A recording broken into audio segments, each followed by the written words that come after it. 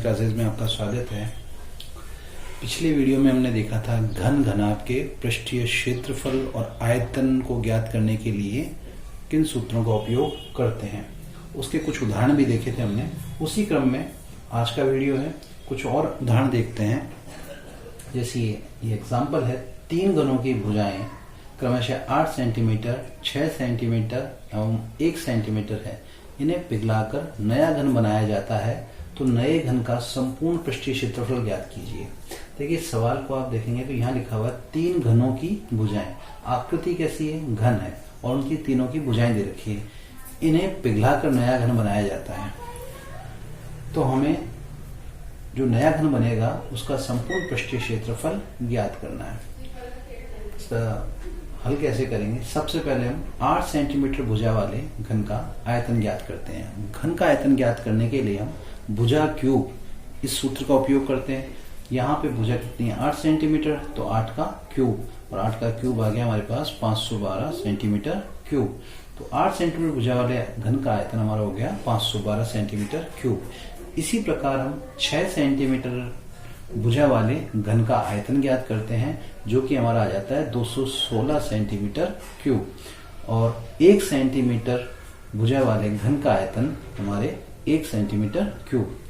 इस प्रकार ये जो तीनों घन हैं, इन तीनों घनों को क्या किया गया है? पिघलाया गया है, और इनसे क्या है? नया घन बनाया गया है।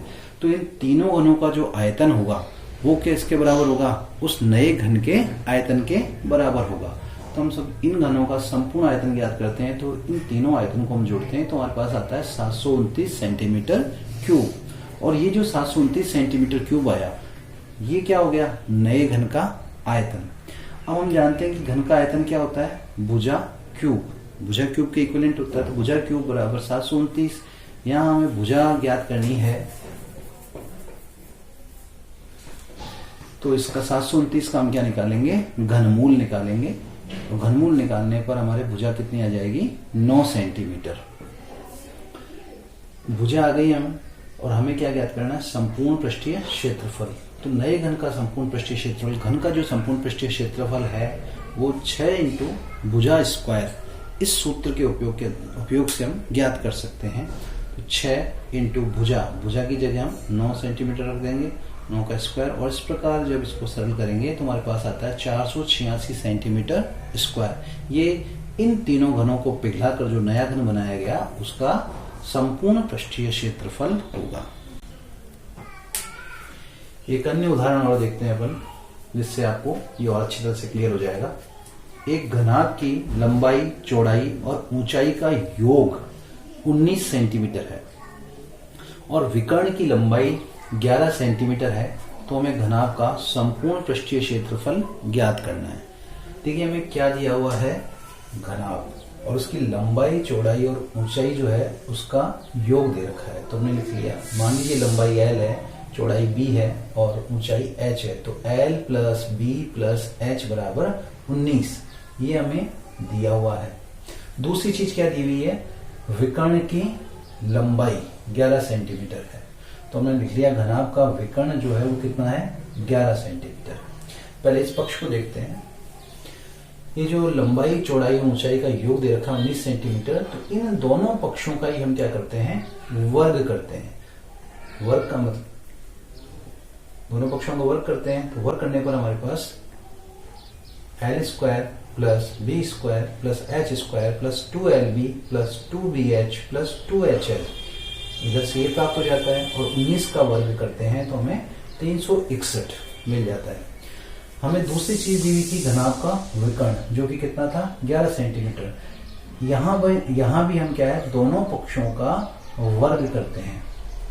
वर्ग करते हैं तो ये L square plus B square plus H square बराबर 121 आ गया। ये जो दिया हुआ है 121, इसकी वैल्यू हम यहाँ पुट करते हैं।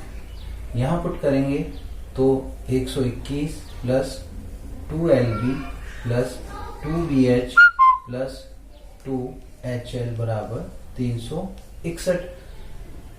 121 को हम उधर ले जाते हैं, और इधर क्या है? 2 कॉमन आ जाएगा, तो LB plus BH plus HL is equal to 361 minus 121। 21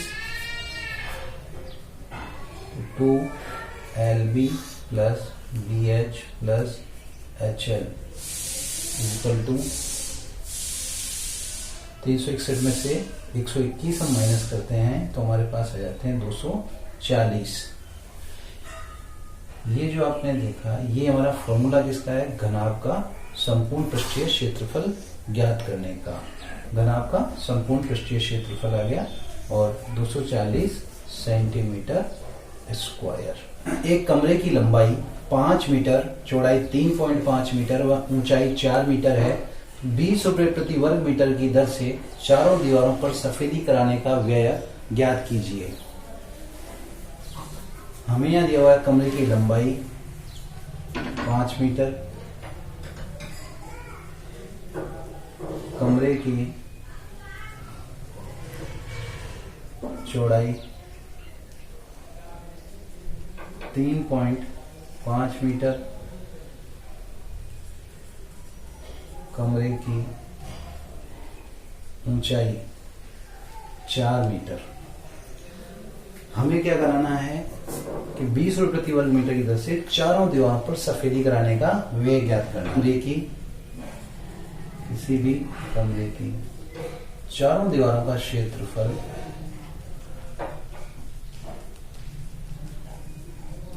ज्ञात करने के लिए हम इस सूत्र का उपयोग कर सकते हैं। 2 लंबाई प्लस चौड़ाई इंटू ऊंचाई।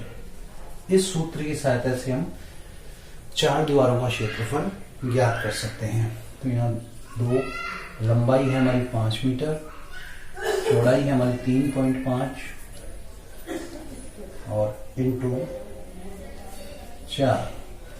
ये 2 इंटू 8.5 इंटू 4, इन्हें हम गुणा करें, काट देंगे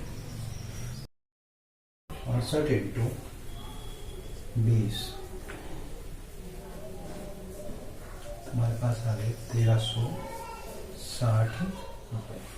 एक और उदाहरण हम लेते हैं कि एक दीवार की लंबाई, चौड़ाई, ऊंचाई क्रमशः 5 मीटर, 30 सेंटीमीटर और 3 मीटर है। तो दीवार बनाने में 20 centimetre into 10 centimetre into 7.5 centimetre माप की कितनी ईंटों की आवश्यकता होगी। इस पर चलिए, तो यहाँ जो हमें दिया गया है वो हम लिख लेते हैं। दीवार की लंबाई 5 मीटर है, चौड़ाई 30 सेंटीमीटर और ऊंचाई 3 मीटर लिख ली हमने। उसके बाद हमने ये ईंट जो है उसकी लंबाई 20 सेंटीमीटर, चौड़ाई 10 सेंटीमीटर और ऊंचाई 7.5 सेंटीमीटर, ये हमें जो भी दिया गया था हमने यहाँ लिख लिया। हमें ज्ञात करना है ईंटों की संख्या। ईंटों की संख्या जो है उसको ज्ञात करने के लिए हम इस सूत्र का प्रयोग कर सकते हैं कि दीवार का जो आयतन है उसमें एक ईंट के आयतन का यदि हम भाग दें तो उस प्रकार हमें ईंटों की संख्या प्राप्त हो सकती है। दीवार का आयतन, अब यहाँ दीवार जो है उसमें लंबाई, चौड़ाई, ऊंचाई आ रही है। इसका मतलब दीवार जो है वो कैसी आकृति है, घनाभ। और घनाभ का आयतन हम जानते हैं कि लंबाई इंटू चौड़ाई इंटू ऊंचाई। इसी प्रकार ईंट, वो ईंट की आकृति भी घनाभाकार होती है, उसका आयतन भी क्या होगा, लंबाई इंटू चौड़ाई इंटू ऊंचाई। यहाँ लंबाई, चौड़ाई और ऊंचाई की वैल्यू रखेंगे हम, लेकिन यहाँ हम देख रहे हैं कि लंबाई जो है वो मीटर में दे रखी है, ऊंचाई भी मीटर में दे रखी है, लेकिन चौड़ाई किसमें दे रखी है, सेंटीमीटर में। और ईंट का जो माप दे रखा है वो सभी सेंटीमीटर में है। तो सबसे पहले तो किसी भी सवाल को हल करने से पहले हमें जितनी भी इकाइयां दे रखी है उन सबको एक ही इकाई में कन्वर्ट करना पड़ेगा। ये 5 मीटर है तो इस मीटर को हम किस में कन्वर्ट करेंगे, सेंटीमीटर में। तो ये 500 सेंटीमीटर हो जाएंगे। 3 मीटर है, ये हमारे 300 सेंटीमीटर हो जाएंगे।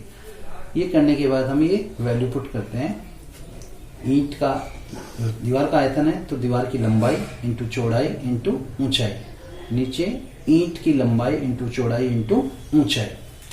ये रखने के बाद ये पॉइंट यदि हम हटाते हैं तो ऊपर हमारे पास 10 आते हैं। उसके बाद हम इसको काटेंगे तो ये 0 से ये 0 और इस 0 से ये 0, 75 से इस 300 को काटेंगे तो ये 4 बार में कट जाएगा और ये जो भी ऊपर बचा इसको हम मल्टीप्लाई कर लेंगे। 5 या 15, 15 दूनी 30, 3000 ईंटें। तो इस प्रकार हम ईंटों की संख्या, अगले वीडियो में हम शंकु, बेलन और गोले के पृष्ठीय क्षेत्रफल और आयतन निकालना सीखेंगे।